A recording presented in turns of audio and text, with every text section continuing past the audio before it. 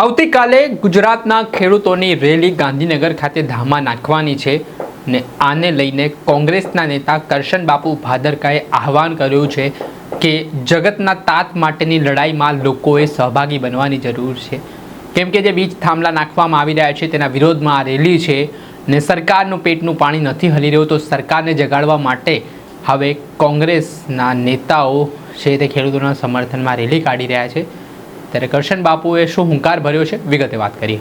વૈષ્ણવજન તો તેને કહીએ જે પીડ પરાઈ જાનાને રે। દર્શક મિત્રો, નવજીવન ન્યૂઝમાં આપનું સ્વાગત છે। હું છું ફૈઝાન। હવે ગુજરાતના ખેડૂતોના માથેથી પાણી જતું રહ્યું છે, કેમ કે ખાનગી કંપનીઓ દ્વારા જે દાદાગીરી કરીને ખેડૂતોના ખેતરમાં વીજ લાઈન નાખવામાં આવી રહી છે, તેના કારણે હવે જગતનો તાત છે તે રોષે ભરાયો છે ને મોરબીથી આજે ટ્રેક્ટર રેલીનો પ્રારંભ થયો છે ને આ ટ્રેક્ટર રેલી આવતીકાલે ગાંધીનગર ખાતે પહોંચવાની છે। સરકારને ખેડૂત આગેવાનો, વિપક્ષના નેતાઓ ચેતવણી આપવાના છે કે જો ખેડૂતોના હિતમાં તમે નિર્ણય નહીં લો તો પછી થશે ગુજરાતમાં ઉગ્ર આંદોલન અને એક પ્રકારે સરકારને અલ્ટિમેટમ આપવા માટે પણ એક આ જે વિરોધ પ્રદર્શન છે તે ખેડૂતો દ્વારા કરવામાં આવી રહ્યું છે।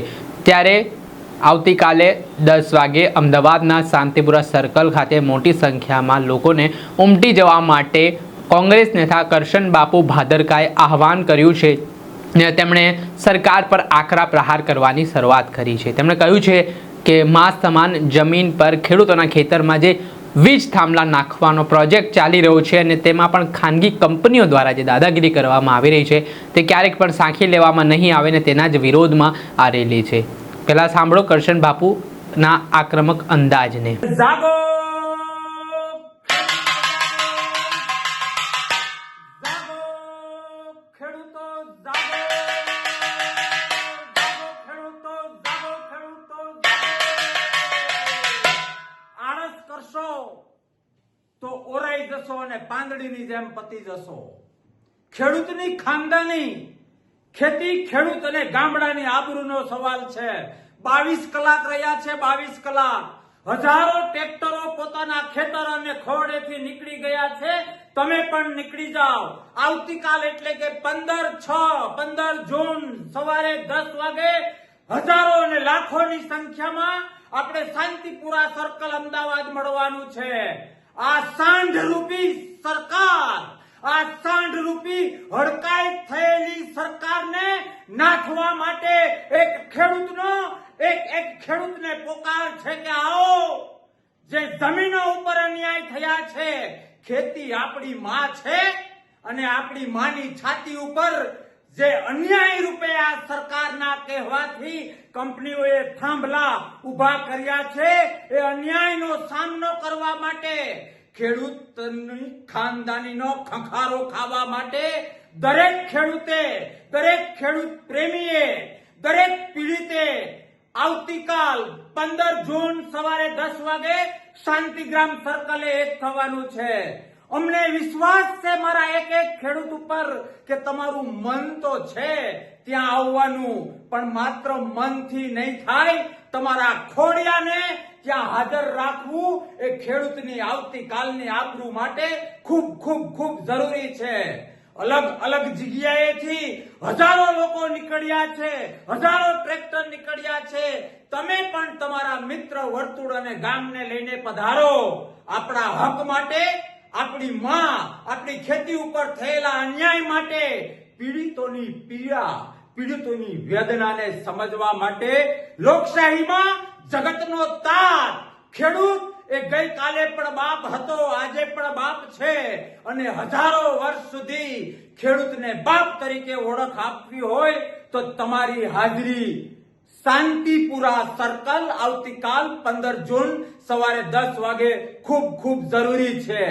આપણા બાળકોના ભવિષ્ય માટે, આપણી આવતીકાલની ખેતી માટે, આપણી આવતીકાલની તેજસ્વી લોકશાહી માટે, સરમુખત્યારોને નાથવા માટે અને લોકશાહીના પૂજારી બનવા માટે તમારા, મારા, આપણા સૌના ખોડિયા, આપણા ટ્રેક્ટરો ત્યાં હાજર રહેવા ખૂબ ખૂબ જરૂરી છે।